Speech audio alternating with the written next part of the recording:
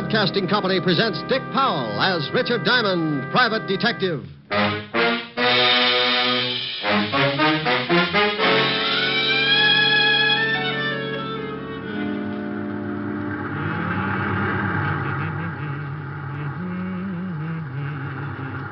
Hey, Ed.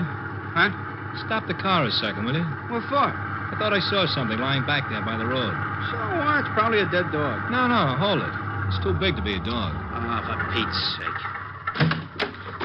Where is it? Oh, it's right over there. Oh, yeah. Come on.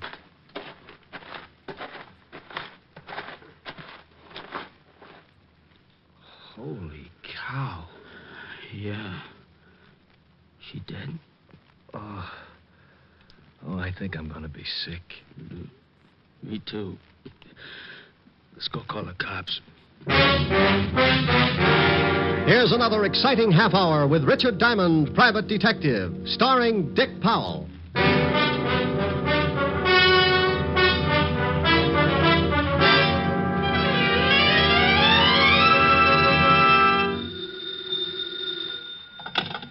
Diamond Detective Agency. If there's a corpse in your cellar and your nerves are a wreck, old Rick to the rescue if you write him a check. Oh, Rick. I don't know what I'm going to do with you. Can I make a suggestion? Please do. Feed me regularly, take me for walks, and be sure that you let me out nights. Some suggestion. You do that for a cat. Hi, Helen. Hi. How are you? No, I don't know. I think I'm a nervous wreck. What from? You remember when you said I ought to take up something to keep me busy in the office? Yes? You remember you mentioned knitting? Oh, no. Oh, yes. I've dropped more stitches than a cross-eyed surgeon. You idiot. I was only fooling. Well, don't laugh. I was making Francis a pair of screaming argyles. Keep with it, Strongheart. You'll win out. Yeah, you're darn right I will. Oh, what I said. Darn. Get it? Helen, are you still there? Yes, Rick. Wasn't funny? No, Rick. Okay, come on over. Let's neck. Yes, Rick. Shame on you. Yes, Rick. I'll see you about 8. Oh. You don't sound very happy. That's such a long way off. Give you time to make plans. Bye. Bye. Now, let's see. I gotta take out 1, 2, 3, 5 rows. Yeah, what is it? Rick? Oh, how are you, Walt? Very unhappy. You should see me. I've got to take out 5 whole rows just to pick up one lousy stitch. What? Now, forget it. What are you unhappy about? I'll tell you about it when you get down here. Well, the 5th precinct's 20 blocks. Can't you give it to me over the pipe? I wouldn't ask you if it wasn't important, and I'd rather not say anything over the phone. Okay. Stop making like life-facing Portia. I'll be down as soon as I finish this heel. Heel? Yeah. If you must know, I've taken up knitting. Coming from you, I am unmoved. I don't care if you're building sergeant notice a fur-lined money belt. Get down here as fast as you can. All right, Walt. But you'll be sorry when it starts getting cold again, and I won't knit you a sweater to cover your rural blue bravery. Oh, now you get over here. Bye, Walt. Getting Walt's goat was a sport with me. Whether he'd admit it or not, he got a kick out of it, too. Sometimes I wouldn't stay on the rib as long as I usually do, but that was only because Walt always starts sounding just a little bit worried. Then I know it's time to lay off and get serious. Now, don't misunderstand me. I never lay off entirely. And I never get completely serious. Those are 2 habits that don't help find the solution any quicker. They just fit you with a mess of ulcers, and you still end up too worried and too serious. I closed my office and headed for Walt's precinct. When I walked in, I spotted Sergeant Otis leaning back in his chair with his number 12s resting on the desk. Oh, hello, Sergeant Otis. Well, how's the big private detective today? Just fine, Otis. How's the flash of the 5th precinct? Just fine, Diamond. How's the big private detective today? You said that. I did? Yeah.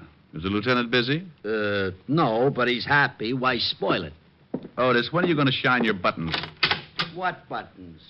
Oh, excuse me. Gravy stains. Oh. Hiya, Walt. Rick, why don't you leave that poor guy alone? After you leave, he comes running in and cries all over my desk. Otis? He wouldn't shed a tear if he was standing in an onion warehouse watching his grandmother set fire to herself. Yeah, well, give him a rest for a while. I got a big problem I want to talk to you about. All right, Walt, what's on your mind? Well, I don't know quite how to give it to you. It isn't strictly kosher for the police force to go around asking for help. Now, wait a minute. I don't want any apology routine. If you want a favor, you came to the right boy. You know that goes without saying. Yeah, I guess I do. But well, this is a pretty big favor, Rick. The commissioner's on my back, and so is everyone else that's got anything to do with this city's government. Oh, sounds rough. What did they do? Find out you were hiding a chimpanzee in a cop's uniform, calling him Sergeant Otis? Oh, now be serious for a second, Rick. All right, if you'll just get to the point. All right. I guess you've been reading about these homicides you've been having for the past 3 weeks. Oh, yeah. Pretty messy. Well, the powers that be say solve them or turn in my badge. Oh, well, now, wait a minute. Don't they know that this is the toughest kind of a killing? The killer's obviously got a lot of screws loose, and a maniac doesn't need a motive to kill. Don't those swivel chair bigwigs know that a crime without a motive is the toughest job in the world to crack? Sure, they know all that, but the public and the press is yelling its head off, so the pressure's on. Yeah, well, what do you want me for? You've got one of the best departments in the state. When you were on the force, it was the best department in the state. Now you stop that. Then stop twisting my arm. What do you want? I want help. I've got to crack this case by next week, or I'm out of my ear. You're the best detective we had on the force, and you're the best private gumshoe in the city. Well, now, that's real nice. Will you stop that clowning? Okay. What about these killings? Each time they find some dame looking like the last of a hamburger sale... Excuse me a second, Rick. Yeah? Lieutenant? No, this is Oliver Dragon. What do you want, Mallet Head? We just got a report from a guy out in the River Road. Another one of them butcher's killings. What? Yeah, some dame all hacked up and lying beside the road. Okay, get the car out. I'll meet you downstairs. Oh, did you hear that, Rick? Uh-huh. Well, come on. You want me along? Of course. I can brief you about the whole setup on the way over. I don't know whether it's such a good idea to get mixed up in this or not. Why not? Well, it looks like anybody who gets close to this killer doesn't have much of a future. Well, you can't live forever. Oh, now, aren't you the sweet one? No, that's not what's worrying me. Well, what is that? Now, when I go out, I want a nice, comfortable place to lie down in. The way this nut goes to work with a knife, I might end up in a meat locker.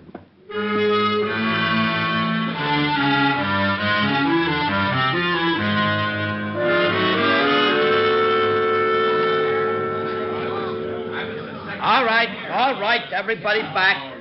Go on through, Lieutenant. Show him your biceps, Otis. Ah, you comic. How did all these people get out here? This is 10 miles from anything. Someone must have heard me call the police. When I left the phone booth, the whole crowd followed me out here. Who are you? My name is Ed Cody. Me and my friend here found the body. Where is it? Right over here, Walter. How does it look? The way you thought it would. Now you see what I'm up against, Rick. This is the third killing like this in 3 weeks. Yeah. Oh, I don't feel too good. Let's walk over this way. Yeah. Cody, you and your friend come along. We'll want to ask some questions. Yeah, okay, Lieutenant. Well, whoever the guy is that's pulling these murders, he's a complete lunatic. Are they all like that, Walt? You should have seen the last one. Hey, how'd you guys happen to spot the body? Well, I saw it first, and I told Ed here. Yeah, we were just driving along when Mac spotted something lying beside the road. I stopped the car and we got out. When I saw what it was, I left Mac here and went back to town to call you. What's your full name, Mac? McCarthy. John McCarthy. Okay. What are you doing, Rick? Oh, looking at the road. That's your car up there, Cody? It's Max. I was just driving. Now, you went ahead how far before you stopped? Well, about 20 yards. You won't find much, Rick, even if the road is soft. Their car and any other one would have blocked out the killer's tracks. Hey, maybe he didn't use a car. Maybe he walked her out this way and then killed her. No, this place is 10 miles from anything. He drove all right. This crowd has ruined any footprints for sure. Oh, here come the boys. Come on, Rick. As soon as they start examining things, we can get back to the station. Yeah, I want to go through the whole file in the last 2 killings. You won't find much. A change of reading never hurt anyone.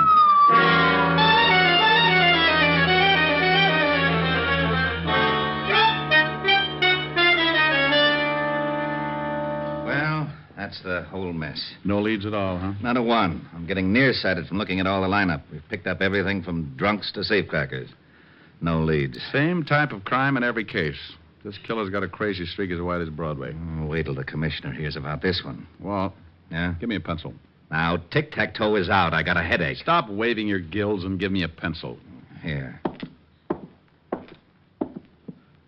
What are you doing with that map? Drawing circles. Now, you stop that. That's the scale of this city, and I don't want it loused up by your doodling. Look at that. So you make a dandy circle. Well, thanks. What's it for? How should I know? You drew it. Drew what? The circle. Wasn't that a little foolish? Of course it was. That's what I'm yelling about. Well, that's bad for you. What is? Yelling. I know it. I thought you said you didn't know. Know what? About the circle I just drew. What The circle? one on the map. That's what I was yelling about. Well, why? You didn't draw it. I know I didn't. You did. What for? How should I know? You're a policeman. What in blazes has that got to do with it? You were a rookie, weren't you? Of course I was. You worked your way up to sergeant and then head of homicide, didn't you? You know very good and well I did. Wasn't it a little tough? You bet it was. I pounded a beat for 4 long years. I did it by the sweat of my brow. Now, wait a minute. How did we get into this? You asked me about this circle I drew. I did? Yes, Walt, but you didn't know what it was for. Oh, yeah. Well, what is it for? For you. You like it? It's not bad.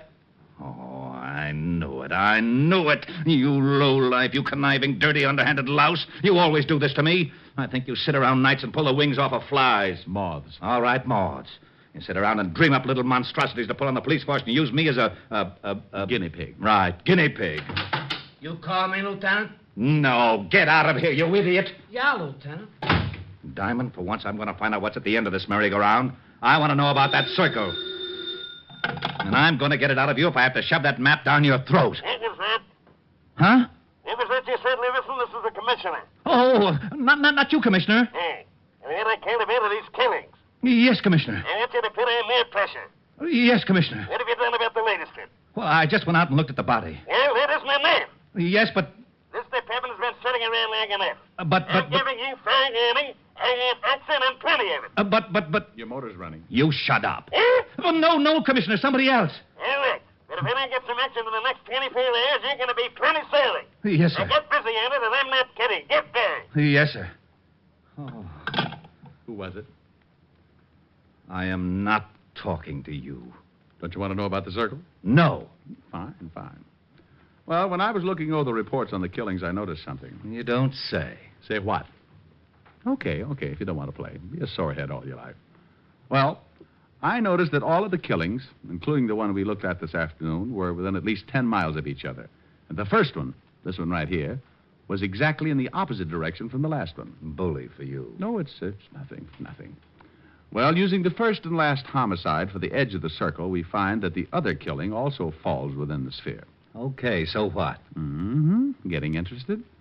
Well, the girl this afternoon had been dead for about, 14 hours, wouldn't you say? Yeah, but the coroner can come closer. Well, about, anyway.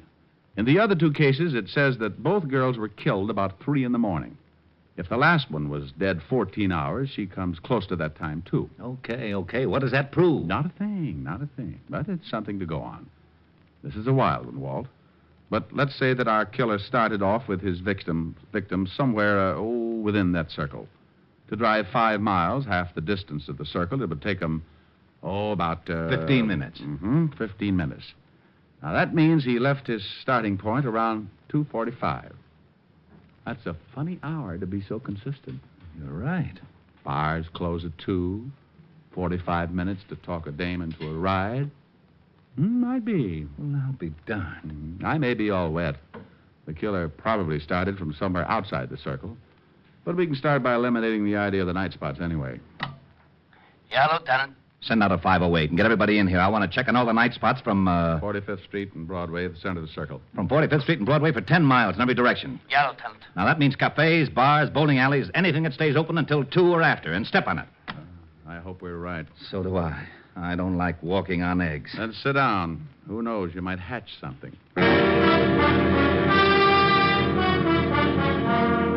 NBC is bringing you Richard Diamond, Private Detective, starring Dick Powell. Walt found out the name of the last victim, and the family supplied us with a picture. Her name is Martha Kirk, and they knew nothing of her whereabouts the night of the murder. You can't really appreciate a police department until you really see them in action. Inside of 2 hours, Walt had every dive, bar, and night spot in the 10-mile circle tagged. They spread out, 1 man to every 5 blocks, each with a picture of the 3 murdered girls.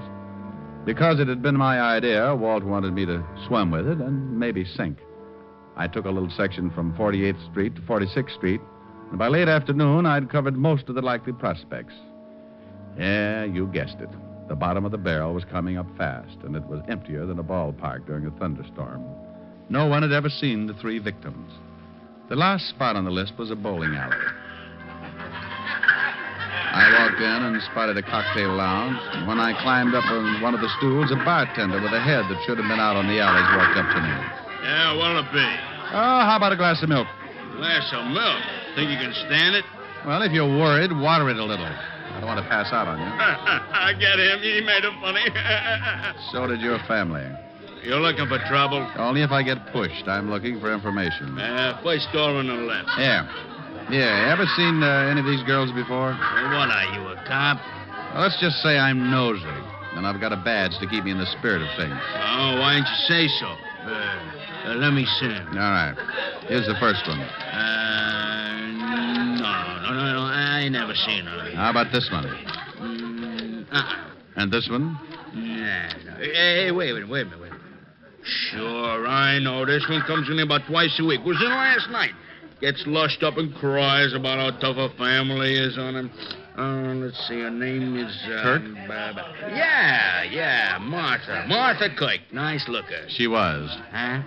Did she ever come in here with a man? No, but sometimes she leaves with one. Same guy every time? Nah. Do you remember her leaving with a man last night? Hey, yeah. Come to think of it, she did. What time? About 2:15. We stopped serving at 2. Right on the dot, that we do. Oh, that you do, yeah. Okay. Think you'd know the guy if you saw him again? Sure, he comes in a couple times a week, too. I seen him pick up a couple of strays. I guess you call him a wolf. Yeah, with a hatchet. Huh? Forget it. Where's your phone? Right over there. Hey, here, use a slug. It's on the house, officer. Thanks. I hope nothing's happened to Martha. She was a rotten drunk, but a wonderful kid. Oh, she was, huh?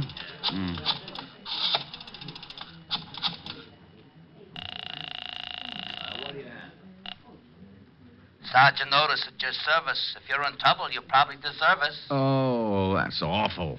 Okay, Diamond, you don't have to get nasty. Shut up and get me the lieutenant. One moment, please.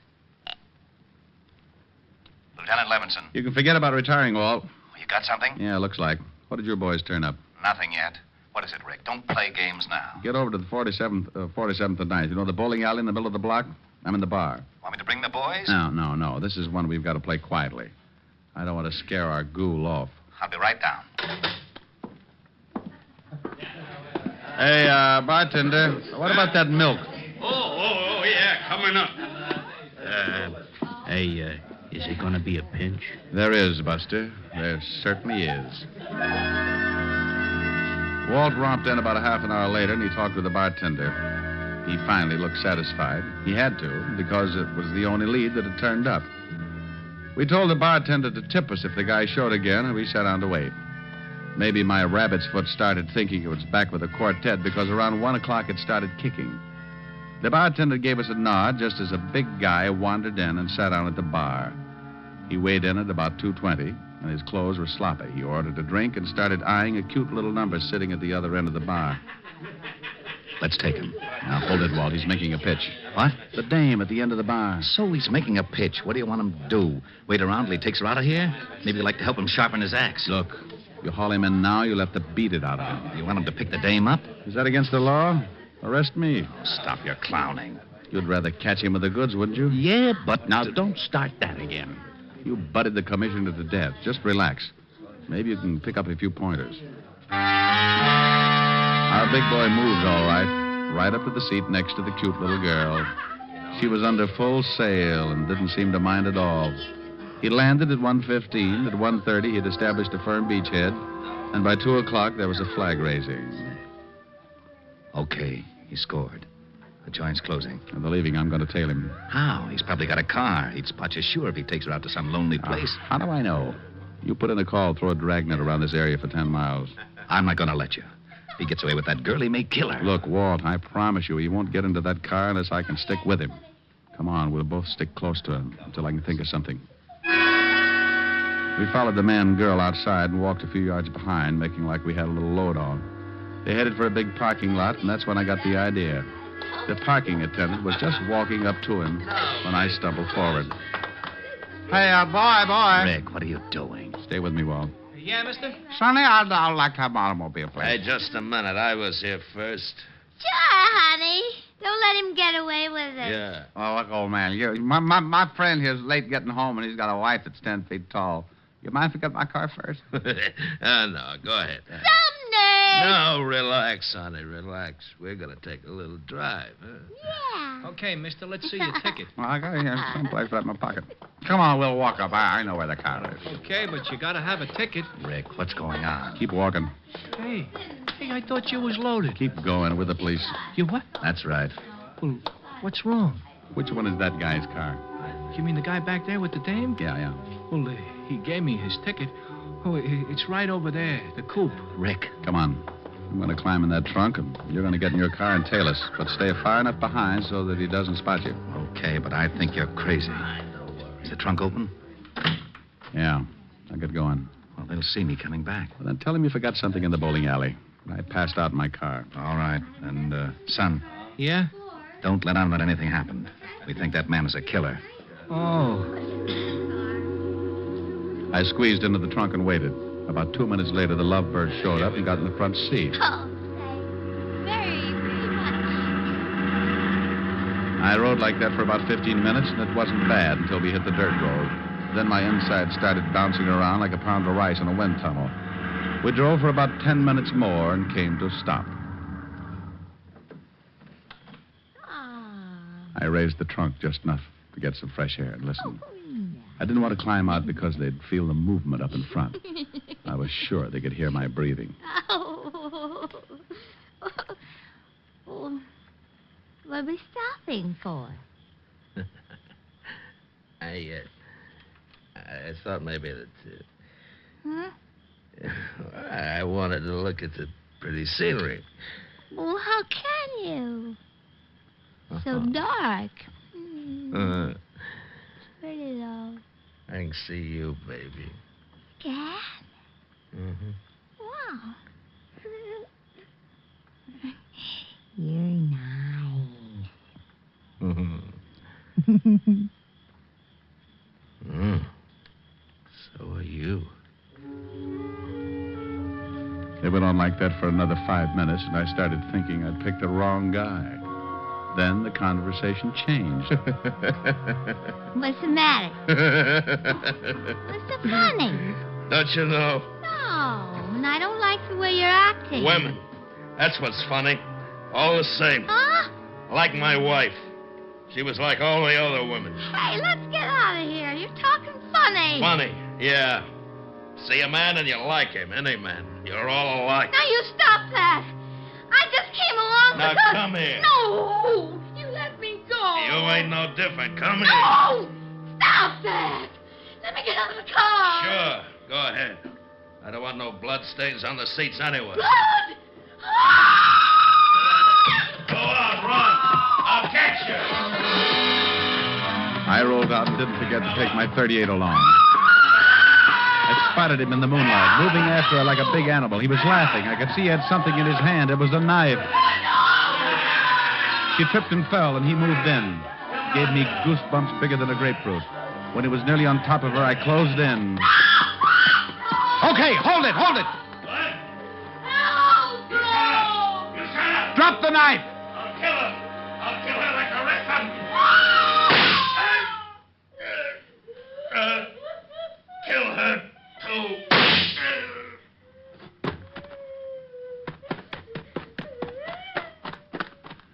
You all right? I'm so glad you got here. All right, now just take it easy. It's all over. It's all over. Are you sure you're all right, honey? You know something? No, what?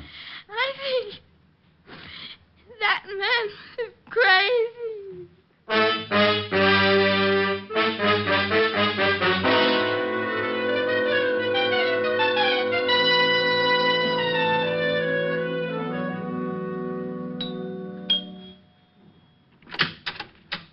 Oh, good evening, Mr. Diamond. Good evening, Francis. Is Miss Asher in?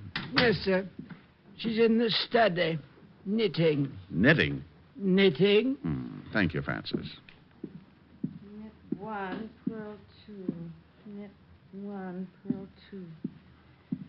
Knit 1, purl 2. Drop 3. That's the way I do it. Rick. Hello, baby. Oh, look what I've gotten into. I'm a nervous wreck. I'll never teach you. What are you building? It was going to be a surprise for you. Oh, a whole suit. Silly. Rick, I'll get it. Hello? Helen, is Rick there? Oh, just a minute. It's Walt, Rick. Oh, well, give me that phone. Where are you? Why didn't you follow me like I told you to? Well, something happened. Well, what happened, you big ox? I could have been killed out there. I'm sorry, but... Why didn't you follow me? I got caught on the Triborough Bridge, and I didn't have a quarter. Why didn't you use your police badge? Holy smoke. Now you tell me. Ricky, Oh, yeah. I need relaxing. You need relaxing. Oh, swell. Ricky, come here. I know just the thing. No, come over here. There's an old spinning wheel in the parlor, spinning dreams of the long, long ago. Ricky. What's the matter, dear? Oh. Well, how about this one? Wilhelmina. Let me start that again, will you? I didn't get started very well. Wilhelmina, she's the cutest little girl in Copenhagen. Wilhelmina, she has all the fellows crazy in the noggin. In Copenhagen, all the roses on her cheeks, and the music when she speaks, and how sweet her kisses taste. Sugar candies like my mama's Danish pastry. Wilhelmina, maybe soon we'll elope in Copenhagen. Wilhelmina, we'll share everything, including my toboggan. In Copenhagen, all the other girls say no, but Wilhelmina, she says nine. All the boys call Wilhelmina Willie, but I call Wilhelmina mine. Well, now, how did you like that, huh? Well, it was wonderful, but where did the orchestra come from? Oh, the orchestra? Did you like it? Mm-hmm. No, don't knock it. Rick, Hmm? I told you I needed relaxing. Oh, well, how's this? Rag mop. Rag mop. Rick! Rag mop. Oh, no, Rick! Rag mop. I started that one right. I got to like that one, too. You can sing later. Oh, Please. all right. Now, what is it, little baby? Come here.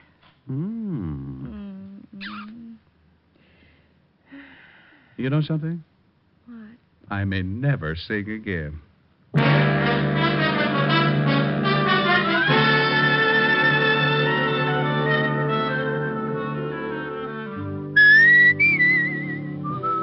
You have just heard Richard Diamond, Private Detective, starring Dick Powell. Lieutenant Levinson was played by Ed Begley, who soon will be seen in the MGM production Stars in My Crown. Also in the cast were Virginia Delby, Wilms Herbert, Lorene Tuttle, Bill Conrad, Peter Leeds, and Jack Crucian. Music was under the direction of Frank Worth. Tonight's show was written by Blake Edwards and directed by Warren Lewis. Dick Powell currently may be seen in the motion picture version of the best-selling novel, Mrs. Mike. Look for the private life story of Dick Powell, Pie Face and the Private Eye, in the May issue of Movie Stars Parade on your newsstands now. This is Eddie King inviting you to be with us next Wednesday at this same time, when we will again bring you Dick Powell as Richard Diamond, Private Detective. Dimension X, from the annals of science fiction, a new radio series about men and science and a future destiny. Saturday on NBC, hear Dimension X.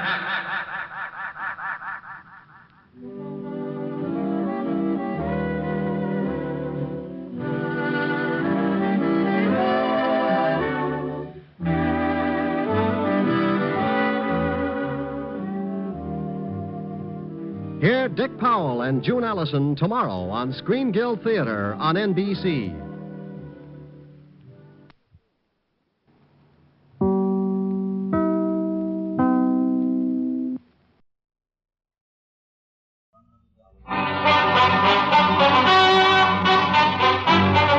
Richard Diamond, Private Detective, starring Dick Powell.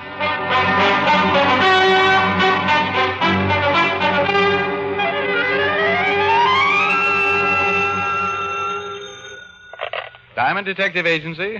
Murders are better than ever. Mr. Diamond? I stand condemned. My name is Arnold Bryce. I'm an art collector.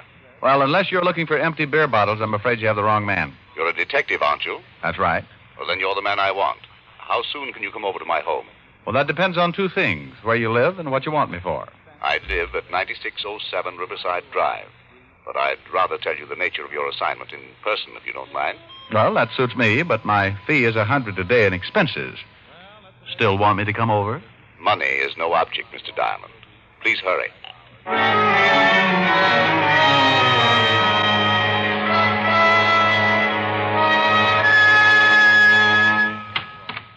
Yes?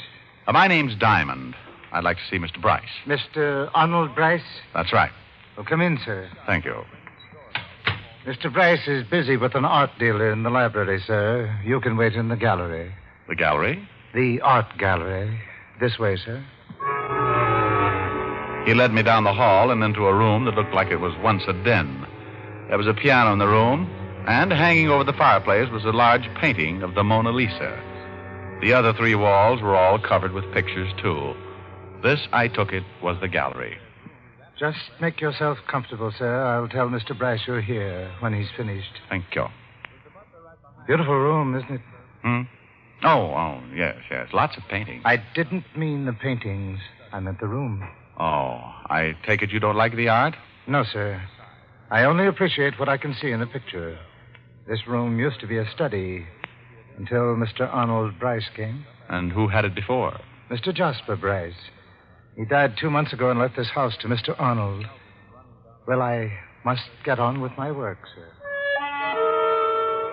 The butler gave a disgusted look at the paintings and took his leave.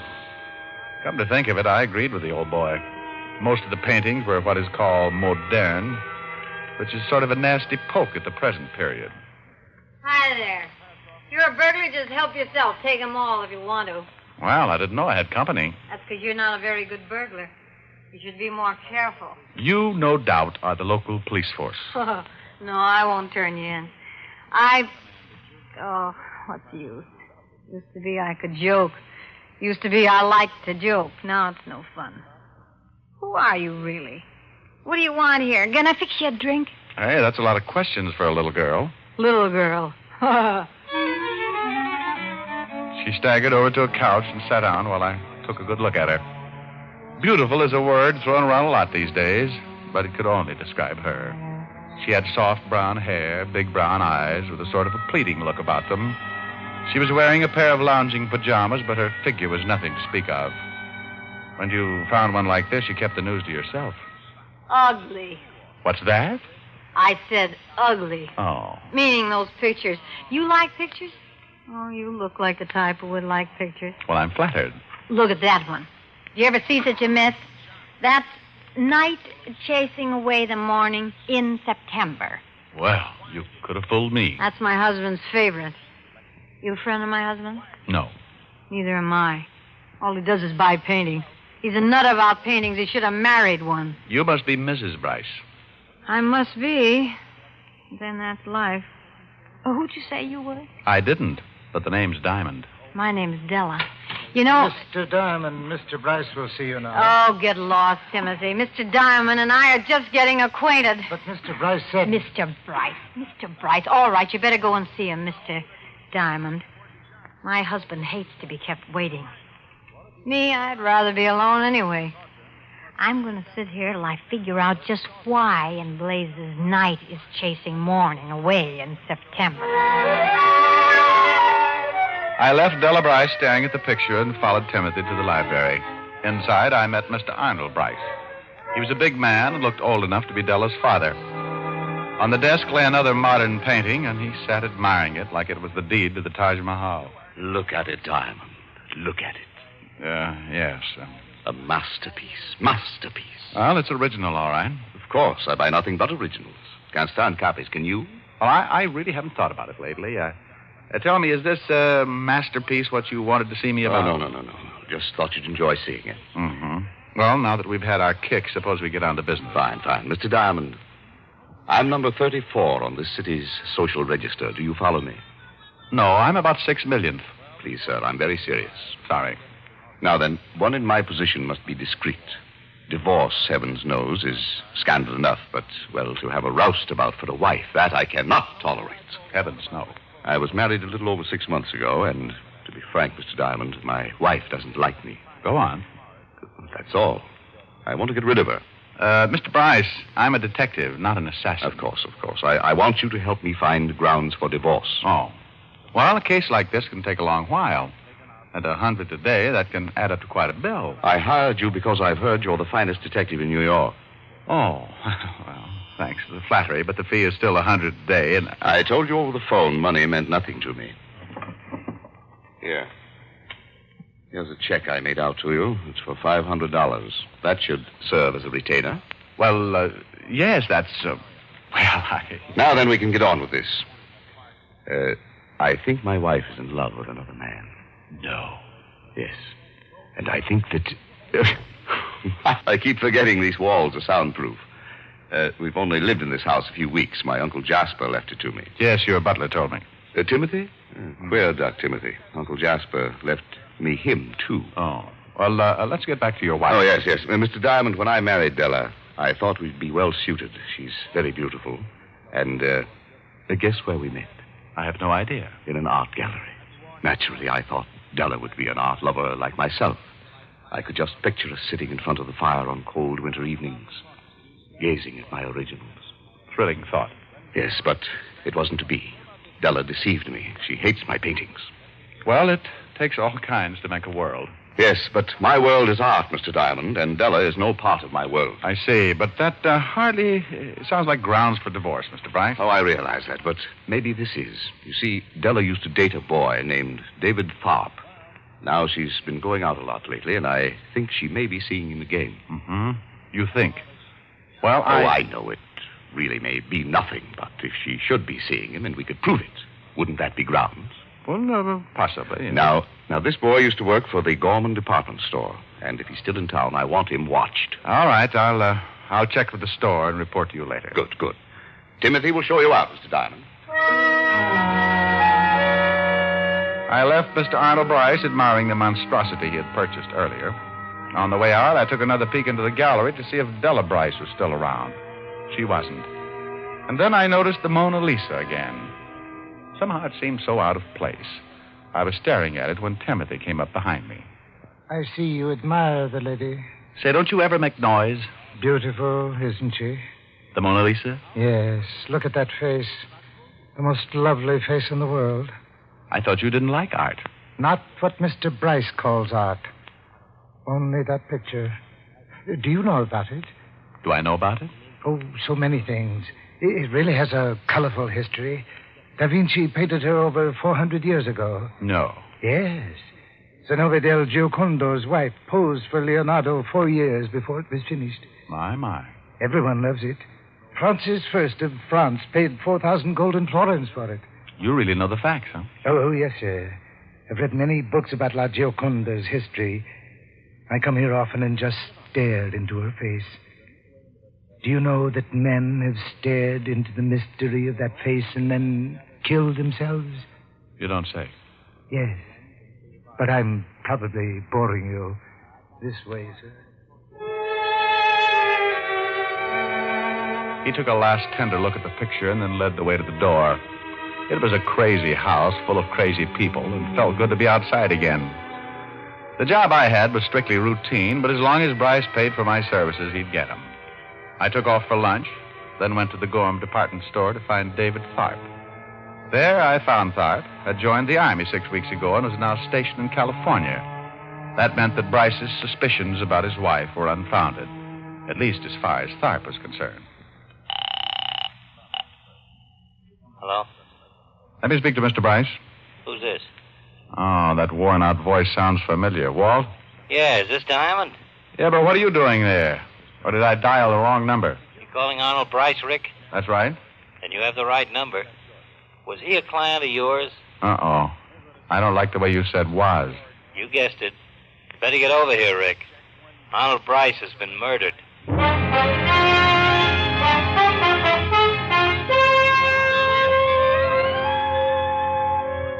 In my pocket was a check for $500 signed by one Arnold Bryce. This same Arnold Bryce was now dead, according to Lieutenant Walt Levinson, who was very reliable in these matters. I took a cab to the Bryce home on Riverside Drive. Timothy, the tall, gaunt butler, again let me in. His expression hadn't changed since I'd seen him earlier. Well, Timothy, a lot of excitement around here, huh? Yes, sir. The police are in the gallery. So is Mr. Arnold's body.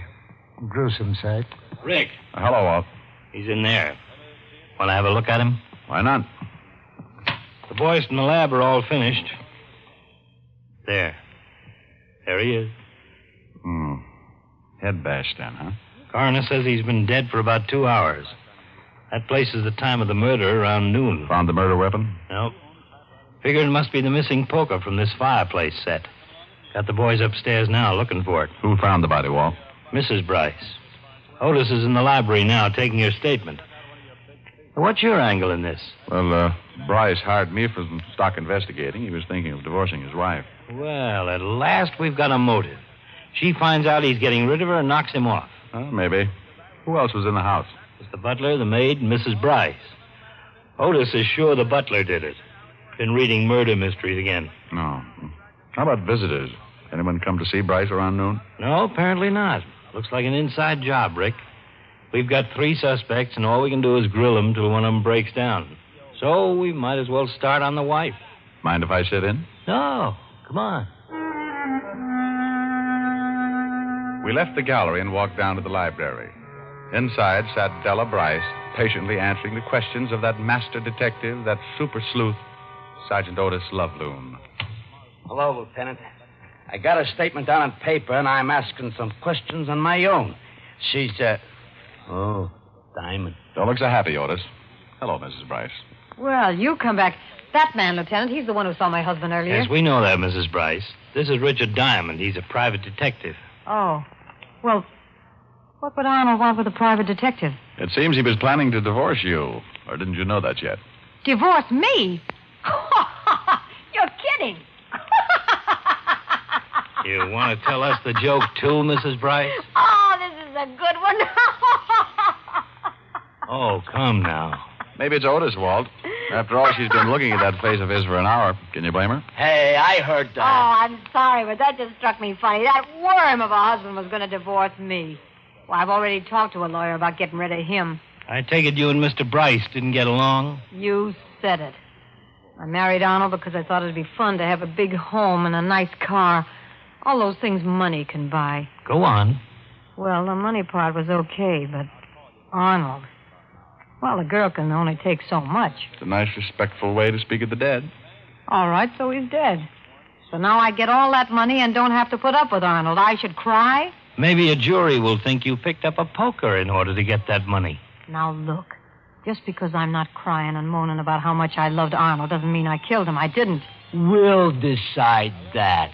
And will you please tell this baboon to stop asking me questions? Another hour in here with him and I'd confess to anything. Good old Otis, the traveling third degree. Now, look, Shamus. Take it easy, Otis.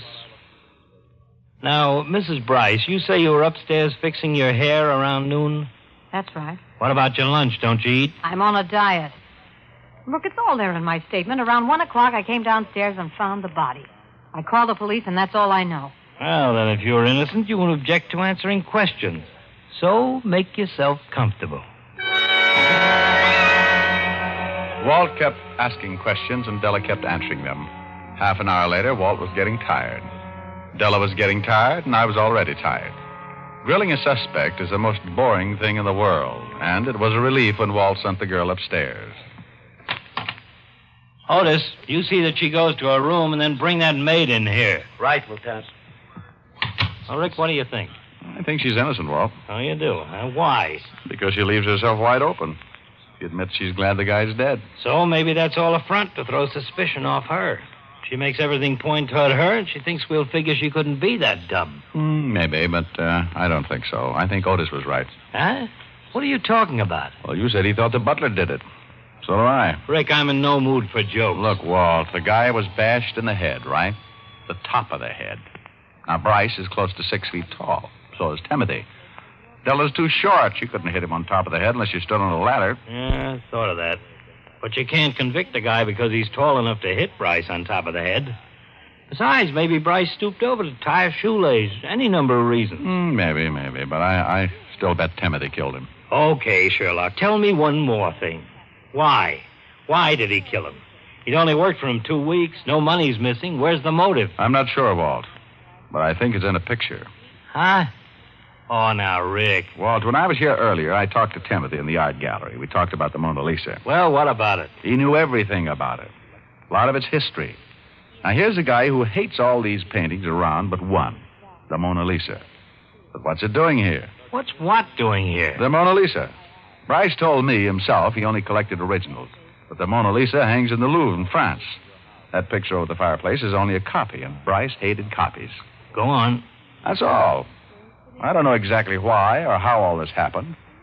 I only know things don't add up. Timothy's admiration for that one painting and what's it doing here. And somewhere in there you think there's a murder motive. Why not? Sure, Della might have killed him for the money. That's a nice, big, fat motive. But, Walt, how many murders have big, fat motives? Darn few. Well, you're right there. A girl kills her sister because she called her fatty. A man shoots his wife for nagging. A woman poisons her neighbor for gossiping. A lot of little things can turn a twisted mind into a murderous mind. Okay. But this picture angle doesn't impress me. Where's the motive, even a small one? I can't... Here's the maid, Lieutenant. In here, miss. Lieutenant, I am so sorry about this thing. I am feeling to cry. Please, you can't think I have anything to do with it. I hardly know, Mr. Rice. Just sit down, miss. We just want you to answer some questions. Now, don't be frightened, dear. We don't think you killed Mr. Bryce, but you might help us find out who did. Oh, well, I'm glad to help. Good. Now, how long have you worked here? Oh, well, let me see. It has been 5 years.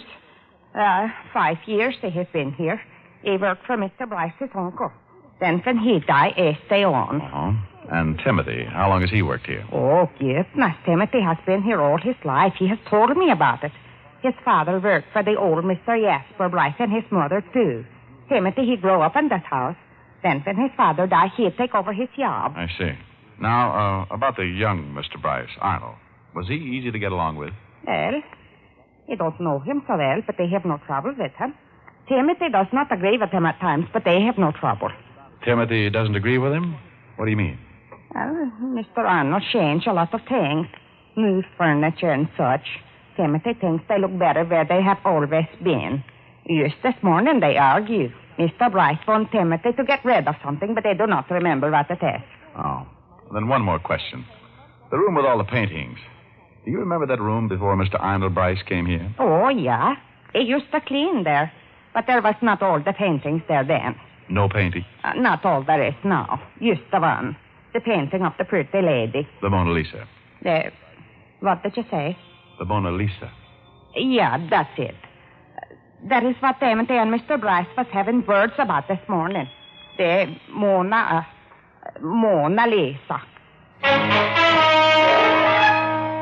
That was it. I looked at Walt, and I could see that he was interested. Now there was a motive. Oh, not the big headline motive, just the kind you'll read on page 6 of your local paper. The kind of story that usually says the murderer is now undergoing sanity tests. Otis showed the maid out and left Walt and me with our little brains racing a mile a minute. I don't know. We still haven't got anything to convict him. Walt, he's a psycho, that's for sure. Now, the way I see it, he's crazy about that one picture. He grew up in the house. Maybe it means something to him. Then in comes Bryce with all his modern junk and orders Timothy to get rid of the Mona Lisa. Yeah. But Timmy argues and Bryce insists. They were both in the library, so maybe Bryce was even going to take it down himself. Could be. Then our boy gets mad, grabs the nearest thing, which happened to be the poker. Okay, so it fits. We have a theory. But we still need one thing to convict him. A confession. Yeah. Maybe we can use the Mona Lisa. What? He killed for it. He may talk for it. I outlined my plan to Walt.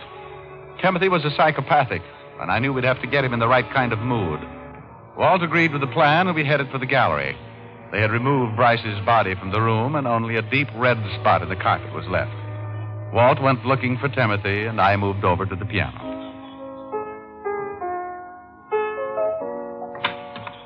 In here, Timothy. Oh, hello, Rick. Hi, Walt. Just thought I'd pass the time at the piano. It's all right. Just sit down, Timothy. I want you to wait here where I can locate you. We'll want to question you later. Yes, sir. I'll call you if I need you, Rick. Okay, Walt. My playing bother you, Timothy? Oh, not at all, sir. I like music. Oh, me too. You know, that painting up there reminds me of a song I heard not long ago. Pretty thing. Went like this. Mona Lisa, Mona Lisa, men have named you. You're so like the lady with the mystic smile. Is it only 'cause you're lonely they have blamed you for that Mona Lisa strangeness in your smile? I watched him carefully as I sang. At first he stared at me with a strange look in his eye, but gradually he settled back in his chair and listened to the words. His eyes rested on the beautiful painting over the mantelpiece. This was the mood I'd wanted. Many dreams have been brought to your doorstep. They just lie there, and they die there. Are you warm? Are you real, Mona Lisa? Or just a cold and lonely, lovely work of art?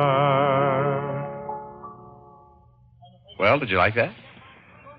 Hey, Timothy. Hey. Huh? Oh, the song is very beautiful. It's fitting of her. Mm-hmm.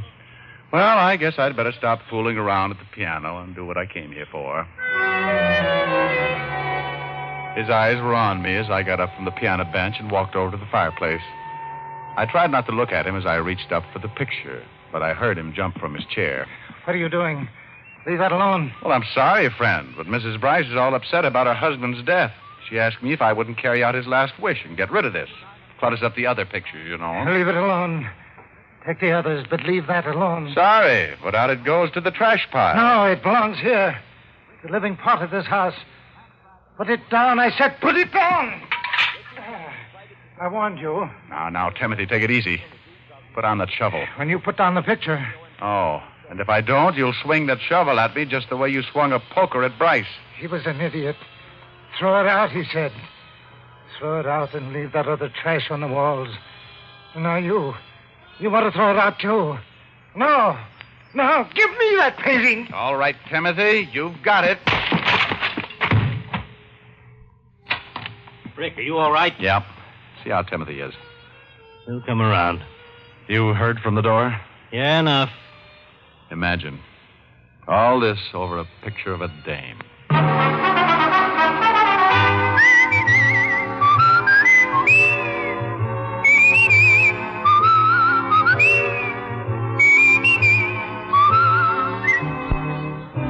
Richard Diamond, Private Detective, stars Dick Powell in the title role and was written by Blake Edwards with music composed and conducted by Frank Worth. This is Bill Foreman speaking. Richard Diamond, Private Detective is transcribed in Hollywood by Jaime Del Valle. Richard Diamond, Private Detective, has come to you through the worldwide facilities of the United States Armed Forces Radio and Television Service.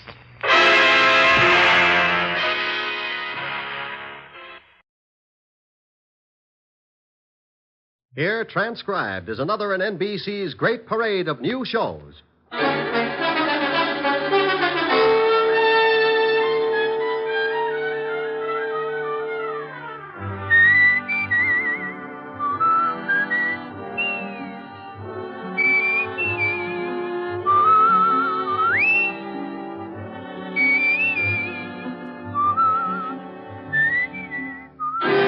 And now, Dick Powell as Richard Diamond, Private Detective.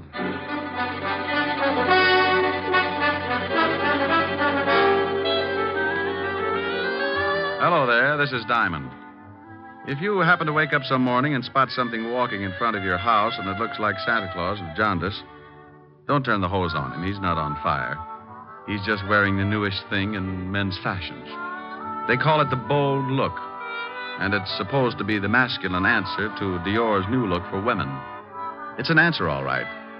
Like walking up to your best girlfriend and slicing her down the middle with a broadsword. Now, if you haven't seen it yet, just close your eyes and try and picture yourself in the bold look. Imagine walking down Fifth Avenue, very casual, decked out in a new, bright purple, non-shrinking suit, pastel shirt, yellow maybe, hand-painted tie, and argyle socks. Got it? What do you think? Pretty bad. About the only thing I can think of that's more gruesome is that little murder I got mixed up in last week. It started in a house out on Long Island. A guy named Harry Baker was getting involved with his private secretary. Here are the papers you wanted, Mr. Baker. Oh, thank you, Connie. What time is Mrs. Baker going shopping? She didn't say. This afternoon sometime. Where is she now? In her room. Come here, Connie. Harry, no. Supposing she comes down. I didn't see you last night. I missed you. I got hold of the man you wanted. His name's Nat Fox. He wants $500 for the job. Oh? Well, what's the matter? That's what you wanted, wasn't it? Connie, I had a lot of time to think last night. And? Well, I'm not sure. I don't know if this is the thing to do. You don't know? Oh, Harry, we've gone through this a dozen times, and I won't go through it again. If you haven't got the backbone... Oh, my dear, you know it's not that. No, I do not. I'm sick and tired of living this way. Not being able to be seen with you, watching you being pushed around by that old shrew. Oh, I'm not going through the whole thing again. Please, Connie, can't we wait for a while? My wife's well past 60. Sooner or and later... in the meantime, you live off the skimpy little allowance she doles out to you. No, Harry, no. I want us to live like two normal people. And if you're going to start changing your mind just when it looks like we can have all these things, I'm through. Now, Connie, wait a minute. No. If you want me, then you've got to go through with it. Well? You know I want you. I love you more than anything in the whole world. Then get that old biddy out of the way, or I promise you, you'll never see me again. All right. Oh, don't look so worried, darling. Nothing's going to go wrong. I already fixed it with this Nat Fox. He'll be in the department store the same time as your wife. Oh, Harry, think of the wonderful life we can have. All that money's going to be ours. We can go to Europe and live the way we should. Yes, I don't know. I'm a little worried about this Nat Fox. Oh. I'll give him the $500, but if he finds out what happened, he'll be in a good position to blackmail us. Don't you worry about Mr. Fox. He's my affair. You just leave everything to me.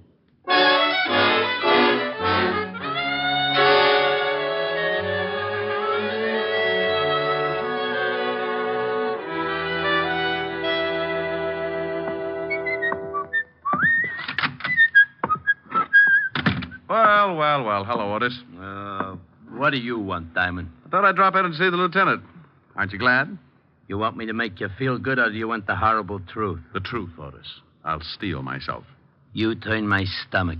I couldn't without a bulldozer. Very funny. When are you going to go on a diet, Sergeant? You're beginning to look like Dumbo with a goiter. Hello, Walt. Oh, no. Who's dead this time? No, don't be silly. I just came down to talk to see how you were. I don't believe it. Say something without corpse in it. Your smile is like the first dawn of an Indian summer. You said Indian. So what? If you said it, he's dead. All right. If that's the way you feel about it, goodbye and good luck. Oh, now, wait a minute. Stop being an idiot. That's all right, Walt. I understand. Now, come back here. You know very well I'm glad to see you. And you think just because I come down to see you, I've gotten mixed up in some kind of a murder. Oh, a fine friend. Now, you stop acting like that. You're a worse ham than Otis. That did it. I'll never send you a good dead body again. Is that a promise? Is what a promise? That you'll never send me a good dead body again. Oh, want me to break the law, huh? Hold out police evidence. Of course not. You know I was only kidding. Just like the police force, making fun of a corpse. I have never made fun of a corpse. So that's what's the matter. What? Too serious. That's what's ruining your stomach. Oh, now stop that. You know what's wrong with my stomach. I've been working too hard, that's all. So the next time I find a corpse, you'll want to take a vacation. This precinct is more corrupt than I thought. What do you mean, corrupt? Just what I said. I find you a corpse and you won't even look at it. You want to go on a vacation. I don't want to go on a vacation. I'll look at the corpse. What corpse? The one you wanted me to look at. There you go, acting like I've gotten mixed up in another killing. Trying to make it look like the corpse is mine. What? Well, it's not my corpse. It isn't? No. Well, whose is it? Well, you know. You tried to frame me with it. I did not. Don't you try to shove that body off on me.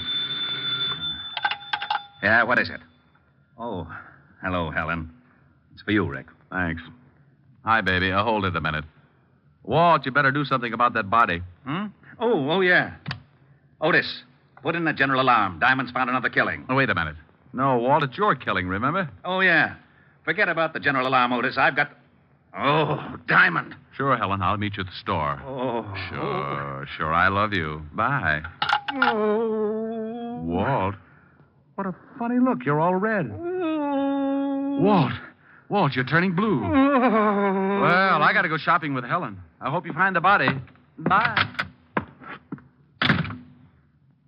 Lieutenant, I'm still waiting. Sergeant. Yeah, Lieutenant? Shut up.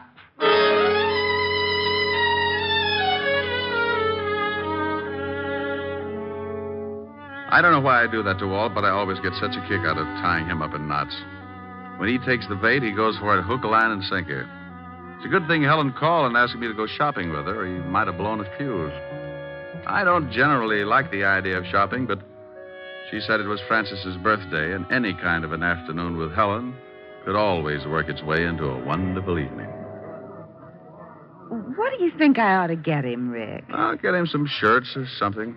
Hey, look at these. Rick, get away from that counter. What's the matter? My hips too big? Oh, I wonder if these come in baby blue. Rick, now stop that. People are looking. Is there something I can do for you? Hmm?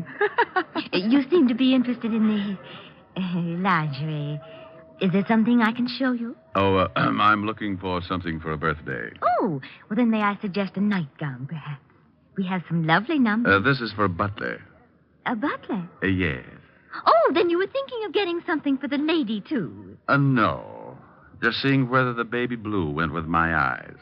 Well, really. Oh, come on, Helen. Rick, she must think you're crazy. 5 minutes more, and there wouldn't have been the slightest doubt. This is fun. Rick, that woman. What woman? The elderly one over there with the mink stove. Oh, yeah. I just saw her put a box of stockings in her purse without anyone seeing her. You saw it? Yes, but the clerk didn't. And she left the counter without paying. I know. You know? Oh, sure. I spotted her 5 minutes ago. Not a very good shoplifter. That's stealing. Shouldn't we tell the manager or something? Oh, the store detectives are sure to have her spotted. Why don't they arrest her? Point of law, baby. They can't put the arm on her until she steps out of the store. Now, look. She's going out the front door. Just watch. She's out. She's just standing there on the sidewalk. Oh, that's funny. They must have spotted her. She was too careless. Look, that big car's pulling up and she's getting in. They're driving off. Well, maybe the store dicks were looking out the window. Well, I'm going to tell that clerk. I remember her description. Oh, now, Clerk! Yes? Oh, did your husband decide that they did go with his baby blue eyes? He's not my husband, and that's not why I called you. She thinks yellow goes with my complexion better. Oh, yes. Now, stop it, Rick. That woman who was just at your counter. Which one? We've only had about 600 this morning. Now, don't be flip with me. The elderly woman who was just here looking at the stockings. The one with the beautiful mink stove. It was beautiful, wasn't it? Then you noticed her. Of course. That was Mrs. Baker, one of our best customers. Well, Mrs. Baker is a shoplifter. Oh, you must be mistaken. I tell you, I saw her steal some stockings. I tell you, you are mistaken. Oh, now, look. I was going to stay out of this, but what Miss Asher says is true. I saw her, too. Miss Asher? Yes. Oh, you have an account with us, don't you, Miss Asher? Until you started telling me I was mistaken about that woman. Oh, just one moment. Oh, Mr. Pennywig! Mr. Pennywig! What are you doing? I'm calling the manager. The manager? Yes, Miss Asher. I would prefer to have him explain it to you. Yes, Miss Phillips. What is it? Well, I'll tell you what it is. Don't ever put Miss Phillips in the toy department. She's so nearsighted, she's liable to think the electric train is the 8th Avenue subway and climb on it at 5 o'clock. I beg your pardon? Mr. Pennywig, this is Miss Helen Asher. Oh, how do you do, Miss Asher? I heard a lot about you. You're going to hear a lot more. Oh, is something wrong? Yes. Yes, something is wrong. Miss Asher here spotted a woman stealing some stockings, and when she reported it to your clerk here, she said she was crazy. I saw it, too. Is this true, Miss Phillips? Yes, sir. It was Mrs. Lillian Baker. Oh. I was just trying to do the store a favor, but since you don't seem to think that the customer means anything around here, I'll see that my account is closed out. Oh, now, just one moment, Miss Asher. May I talk with you in private? I don't see why. Come on, baby. I know a joint on Broadway where we can get things without the lip that goes with it. Come on. Oh, please, Miss Asher. It's about the shoplifter, Mrs. Lillian Baker. You can tell me right here. I must rely on your integrity to keep this a secret.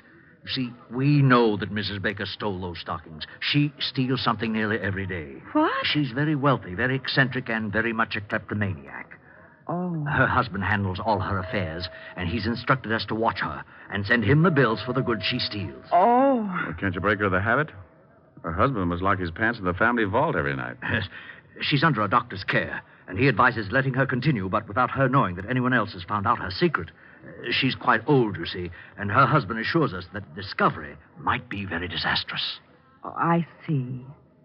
Well, I'm very sorry. I didn't know. Well, I'm not. This pixie behind all the unmentionables can get a person steamed up enough to cause a minor explosion. I was just doing my duty, sir. Mr. Pennywig.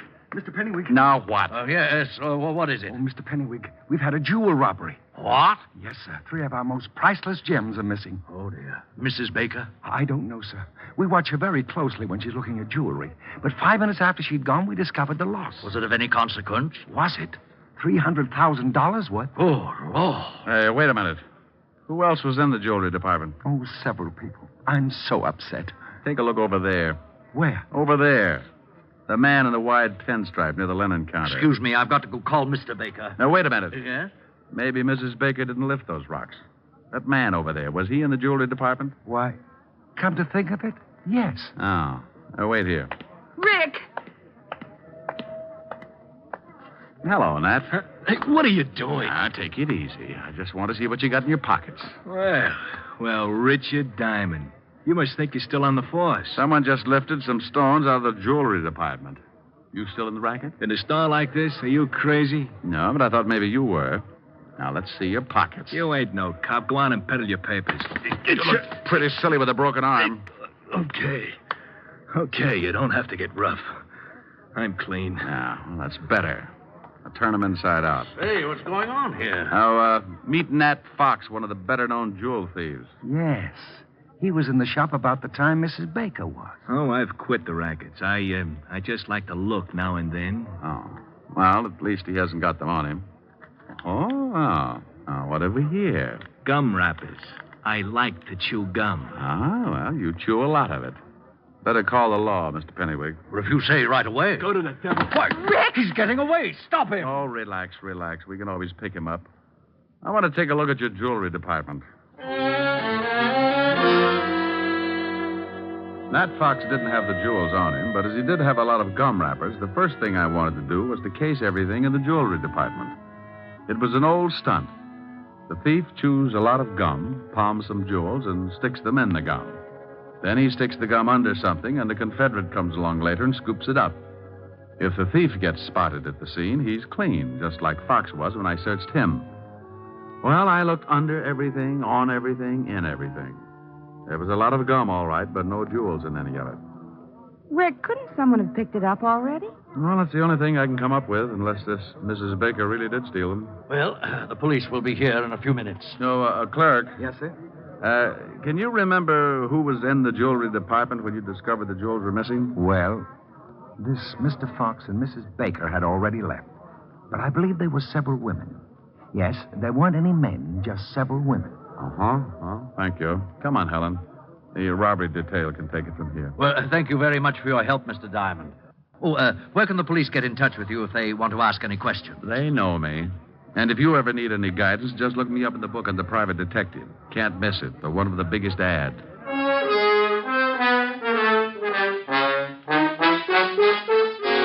Helen and I got out of there just as the prowl cars were pulling up at the curb. I stuck my tongue out at a few old friends and climbed into her king-size convertible. We took a couple of turns around Central Park, and she dropped me off at the 5th Precinct and my dear old buddy, Lieutenant Levinson. Don't you dear old buddy me. You get out of here. Temper. I will not be subjected to any more of your fiendish humor. I won't go through another one of these routines of yours for promotion. I promise I'll be good. Oh, no, you don't. That's the most dangerous thing you could say. Yeah, what is it? Suicide, Lieutenant.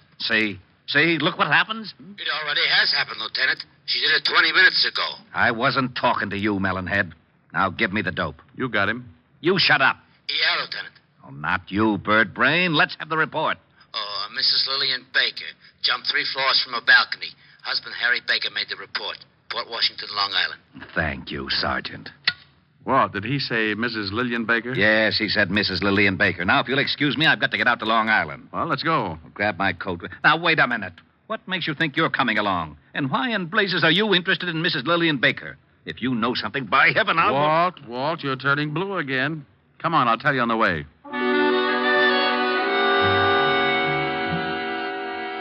I briefed Walt on what had happened back at the store when Helen and I saw Mrs. Lillian Baker lift the hosiery.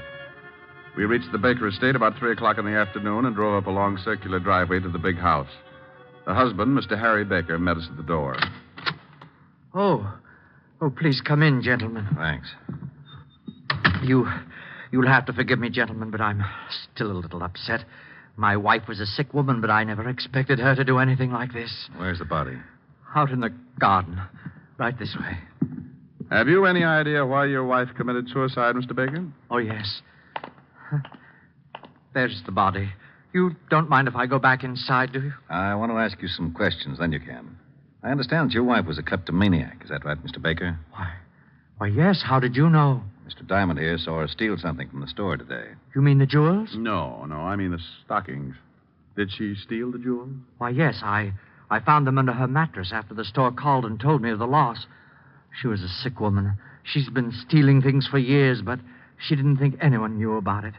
I had an arrangement with the stores that I could take care of all the things she took, but those jewels were too much. I had to confront her with the evidence. And she broke down completely when she discovered we knew her secret. Harry. Oh. Wow. This is my private secretary, Lieutenant Levinson. Richard Diamond. Oh, Miss Constance Loring, Lieutenant Levinson, Mr. Diamond. How do you do? Well, pretty good. I'd like to tell you about it sometime. Don't dead bodies make you a little nervous, Miss Loring?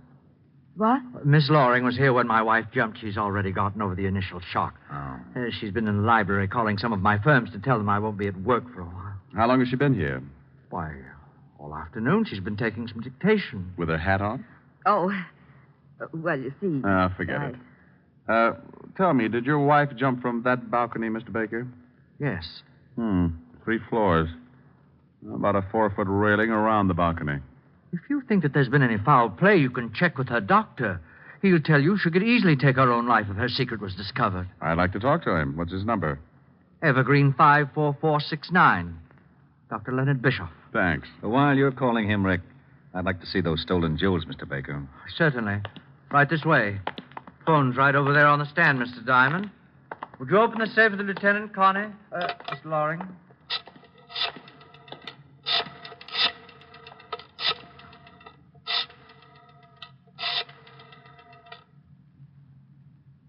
Dr. Bischoff, please. Richard Diamond. Yes. Hello.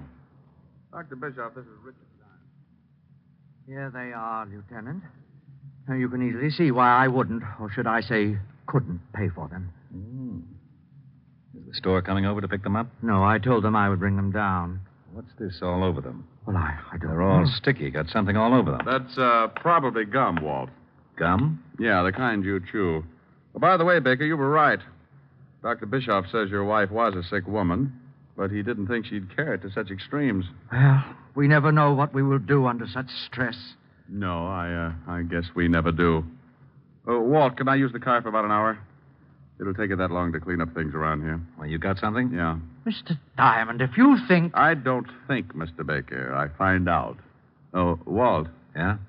Bye. I went out fast and climbed in the prowl car. I grabbed the 2-way radio and put in a call to Sergeant Otis. He gave me the address I wanted, and 10 minutes later, I was rolling up in front of an old brownstone where Nat Fox, the not-so-ex-jewel thief, was now living. I went up and knocked on his door. Well, there was nothing like finding out. Well, what do you know?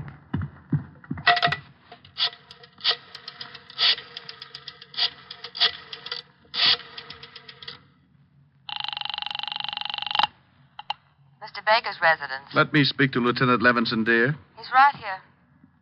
Hello? Walt, I'm over at Nat Fox's place. Now, don't say anything. Right.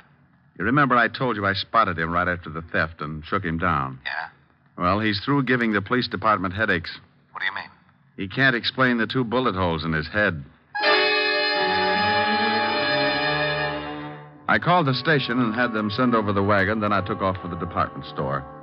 I was sure that Mrs. Baker hadn't jumped, and I was pretty certain that whoever had knocked off Nat Fox was in on the Baker killing. Oh, hello again, Mr. Diamond. Have you heard we found out who stole those jewels? Nat Fox? Why, no, it was Mrs. Baker after all. Mr. Baker called us back and said that he'd found the stones. Oh, well, that's dandy. Well, I'm going to take your clerk who was in the shop at the time of the robbery. Take him? Yes, I want him to identify someone. I'll have him back in about an hour. Oh, well, I suppose it'll be all right. George? Yes, sir? I want you to go along with Mr. Diamond here. He wants you to identify someone. It's official, I guess. It's official, all right. When you point out a thief and a killer, it's always official.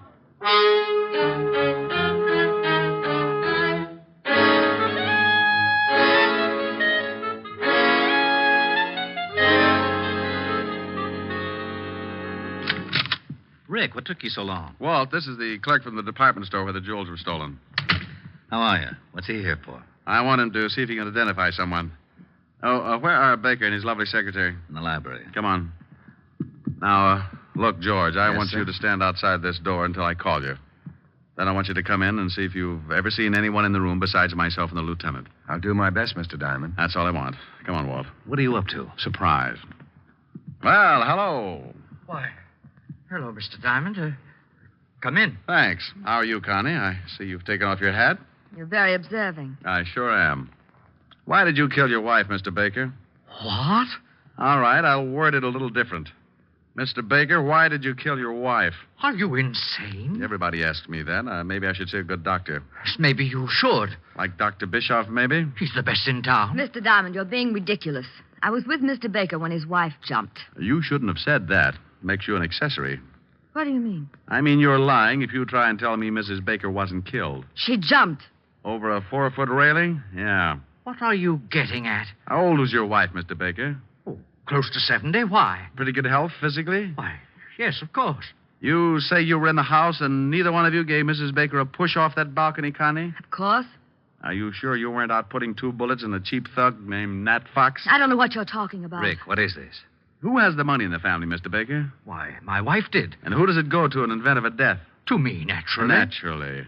Walt, Mrs. Baker couldn't have taken those jewels. She was too much of an amateur. Helen and I spotted her swiping stockings at 50 paces. Whoever did lift those rocks was a professional thief. Well, why couldn't my wife have hired Fox to do the job? Who said anything about Fox doing the job? Why, you did. Harry. Shut up. I just said that Nat Fox was dead and that I thought Connie killed him. I didn't kill anybody. You were just coming back from it when you bumped into us. You hadn't even taken your hat off, and you were still carrying your purse. I was just going out. Let me see that purse. You stay away from that. Anything in it? Yeah, well, no gun, but she probably threw it in the river. Nice handkerchief. I'll sue you, Diamond. Look at the handkerchief, Walt. It's sticky. Give me that. Sit down, lover. Oh. Oh, I'm sorry. I thought there was a chair there. It's sticky, all right, Walt. That's gum. And gum on the jewels. She must have picked them up. Yeah, right after Nat Fox stuck them somewhere. Oh, you're both crazy. She was here with me all day. Yeah. George. Yes, Mr. Diamond. Who's this person? You just relax. I want to find out what's going on, too. Well, George? Yes, sir. That girl was in the shop right after Mrs. Baker. That's a lie. I wasn't. I didn't kill anybody. One of you hired Fox to steal the jewels, then you picked them up and brought them to Baker here. You killed Fox to keep his mouth shut. I did not. Yes, she did. Harry! We might as well tell them. You're right, but I didn't kill my wife. I can't get first-degree murder. Why, you dirty old man. You did kill her. You told me you were going to. You were up there and you pushed her off. Try to prove it. She jumped. No, she didn't. There was a 4-foot railing all around that porch. Well, she could have climbed it. That's right, Rick. She could have, but you should keep in touch with her doctor, Mr. Baker. When I was in the store today, I spotted your wife with a cane. A cane? Yes. Dr. Bischoff said she didn't want to tell you about it because she didn't want you to worry. Didn't want me to worry about what? She had arthritis, Mr. Baker. And Dr. Bischoff said she could barely walk upstairs, let alone climb over a 4-foot railing. He also told me that under the conditions, her age and everything, she couldn't have lasted more than a year. You were in too much of a hurry. Okay, Walt, you run with the ball from here on. I got a date.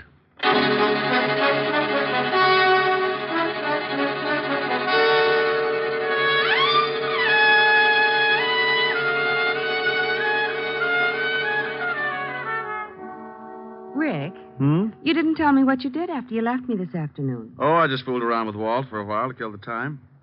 By the way, what did you finally get for Francis? Oh, I got him something in the newest fashion. It's called The Bold Look. What?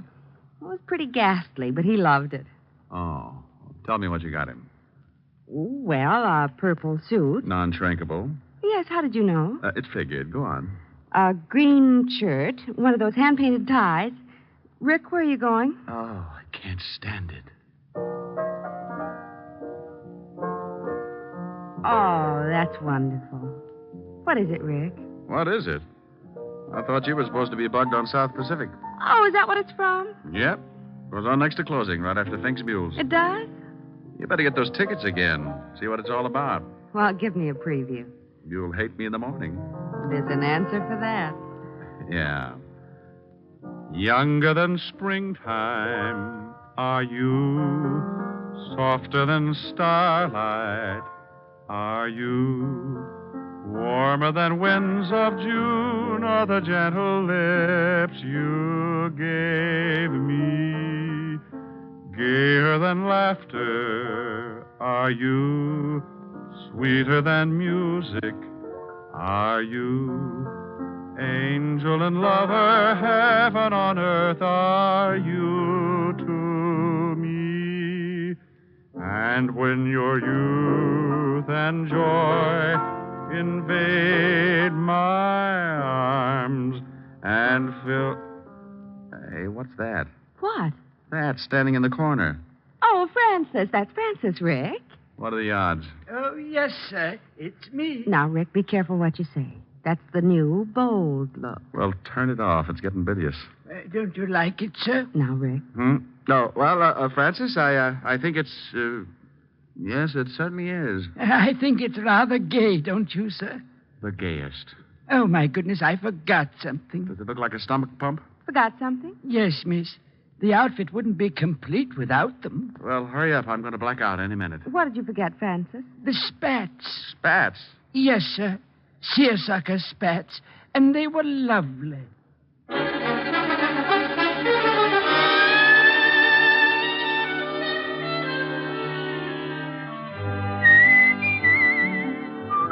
You have just heard transcribed Richard Diamond, Private Detective, starring Dick Powell. Helen was played by Virginia Gregg, Lieutenant Levinson by Ed Begley. Also in our cast were Wilms Herbert, Lorene Tuttle, Joseph Kearns, Peter Leeds, and Joe Forte. Music was under the direction of Frank Worth. Richard Diamond is written by Blake Edwards. Dick Powell soon will be seen in the screen version of the best-selling novel, Mrs. Mike. Now, this is Eddie King inviting you to be with us again at the same time next week when we will again bring you Dick Powell as Richard Diamond, Private Detective.